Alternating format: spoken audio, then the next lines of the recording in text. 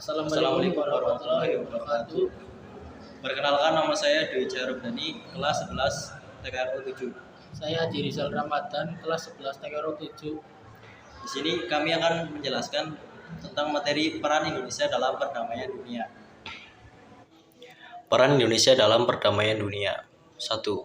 Makna hubungan internasional. Secara sederhana, hubungan internasional berarti sebuah hubungan antar bangsa, baik antara warga negara suatu negara dan warga negara lain, negara dan individu atau badan hukum, serta negara dengan negara.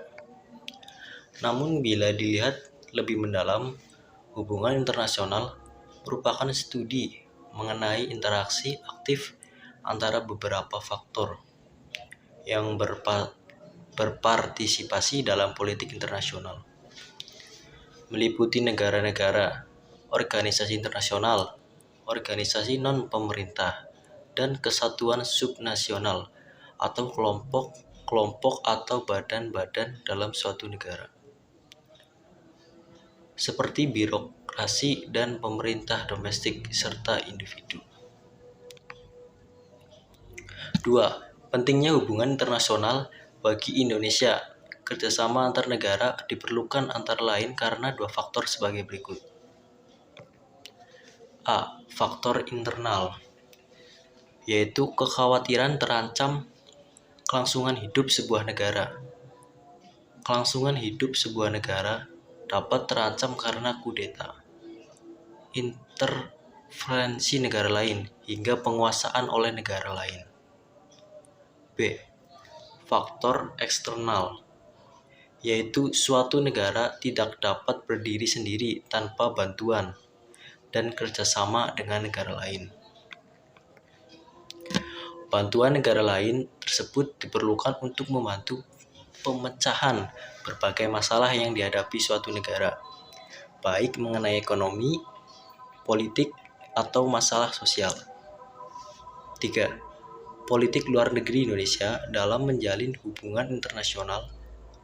Kebijakan politik luar negeri Indonesia tidak terlepas dari pembukaan Undang-Undang Dasar Negara Republik Indonesia tahun 1945 pada alinea keempat tentang tujuan negara, yaitu ikut serta dalam perdamaian dunia yang berdasarkan kemerdekaan, perdamaian abadi, dan keadilan sosial. 4. Politik luar negeri bebas dan Indonesia memiliki prinsip politik luar negeri bebas dan aktif. Bebas dapat diartikan Indonesia bebas bergaul dengan negara manapun tanpa mengaktifkan diri pada salah satu blok, yaitu blok barat dan blok timur.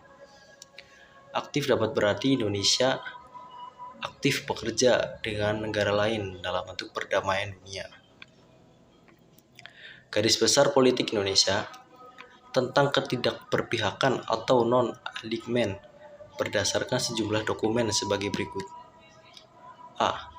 Tanpa mengikatkan diri pada fakta-fakta militer yang ada, berusaha menghapus atau setidaknya mengurangi ketegangan internasional yang lahir karena pertentangan dua blok dunia. B. Menjauhkan diri dan meninggalkan penyelesaian sengketa dengan cara kekerasan dan tekanan.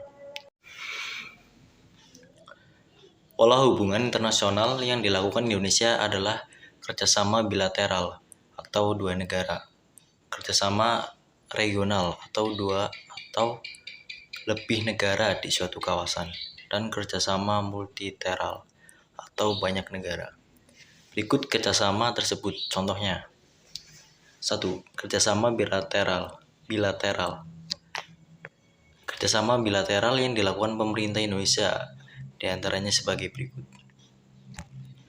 Kerjasama Republik Indonesia dengan Vietnam pada tahun 25 Juni 2015 ditandatangani kesepakatan peningkatan kerjasama RI Vietnam dalam bidang ekonomi, politik, keamanan, perdagangan, maritim, penentuan batas, wilayah, people to people, people to people contact, dan permasalahan terkait hukum dan kekonseluran serta kerja sama regional dan global. 2. Kerjasama RI dengan India. Terdapat Indonesia-India Comprehensive Economic Cooperation Agreement. Hasil dari 2 CECA diharapkan dapat mendorong peningkatan volume perdagangan kedua negara. Yang ketiga, kerjasama RI dengan Jepang. Indonesia dan Jepang telah menandatangani kemitraan strategis RI Jepang pada tahun 2006. Yang keempat, kerjasama RI dengan Argentina. Kunjungan ahli pertanian dan peternakan sapi Argentina ke Kupang 1-3 September 2015 dan Lembang 3-5 September 2015 untuk mengimplementasikan MOU kerjasama pemerintah RI Argentina 2015 untuk mengimplementasikan MOU kerjasama pertanian RI September Argentina. Dan selanjutnya ada kerjasama RI dengan Afrika Selatan. Pada 1 Maret 2014 ditandatangani MOU Indonesia dengan Afrika Selatan di bidang perdagangan, arsitek, pertanian, energi, dan mineral, dan juga politik, khususnya dalam konteks kemitraan Asia Afrika. 2. Kerjasama regional. A. Kerjasama RI dengan Summit atau EAS. Indonesia memprakarsai EAS. Salah satunya upaya untuk memberantas ilegal penangkapan ikan secara ilegal. Upaya ini membantu Indonesia dalam mewujudkan visi sebagai poros maritim dunia dan upaya pengembangan kerja sama di bidang maritim yang bersifat komprehensif di kawasan Asia Timur. Fungsi perjanjian internasional. Fungsi perjanjian internasional diantaranya untuk membentuk hukum dan membentuk UKAN. Ini berarti bentuk ketentuan hukum bagi bangsa-bangsa atau masyarakat internasional yang bersifat multilateral dan biasanya terbuka bagi pihak ketiga. Fungsi lainnya ialah membentuk hak dan kewajiban bagi bangsa atau negara yang mengadakan perjanjian saja. Intinya, perjanjian internasional ini berfungsi bagi seluruh bangsa internasional yang mengadakan perjanjian saja demi tercapainya tujuan bersama, dan terdapat fungsi lain diantaranya untuk memperoleh pengakuan secara umum dari anggota masyarakat, bisa dijadikan sebagai sumber hukum internasional, bisa dipakai sebagai sarana untuk menjalankan pengembangan kerjasama internasional secara damai, memudahkan peluang transaksi dan komunikasi antar negara atas asas perjanjian internasional. Terdapat beberapa asas yang perlu diperhatikan dalam pembuatan suatu perjanjian internasional. 1. Asas kortesi, yaitu asas saling menghormati dan saling menjaga kehormatan. 2. Asas pastahsun sarvada, yaitu asas yang menanyakan bahwa setiap perjanjian yang telah dibuat harus ditaati oleh pihak-pihak yang mengadakannya. Asas rebus sic stabilis, yaitu asas yang dapat digunakan terhadap perubahan mendasar dalam keadaan yang bertalian dengan perjanjian tersebut. Manfaat perjanjian internasional. Negara Indonesia adalah negara yang berdaulat, dan untuk melaksanakan kelangsungan negaranya, tidak jarang Indonesia juga melakukan kerjasama internasional dengan negara lainnya. Secara khusus, ada beberapa jenis perjanjian internasional yang dilakukan oleh Indonesia.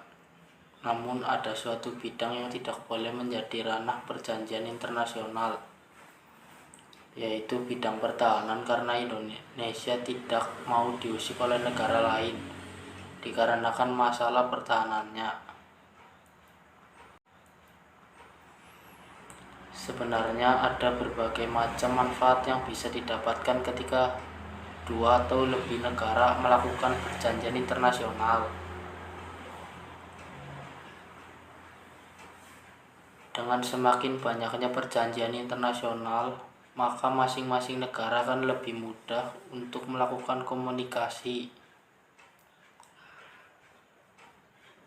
dan menyetarakan frekuensi.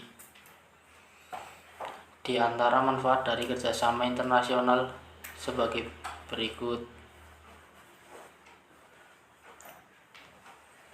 Negara-negara akan mempunyai tujuan sama dengan penerapan pola atau sistem yang mulai disesuaikan. Diharapkan dengan semakin banyaknya kerjasama internasional, maka perselisihan dapat diminimalisir. Penyimpangan yang melanggar kesepakatan antar negara dapat segera dikoreksi dan tindakan lebih lanjut dapat dilakukan secara cepat dan responsif. Pembentuk koalisi keamanan untuk kedamaian dan ketertiban dunia demi terciptanya kondusivitas di penjuru dunia. Saling membantu di dalam masalah krisis ekonomi sehingga membangkitkan simpati antar negara untuk menanggapi dan membantu masalah ekonomi di negara lain.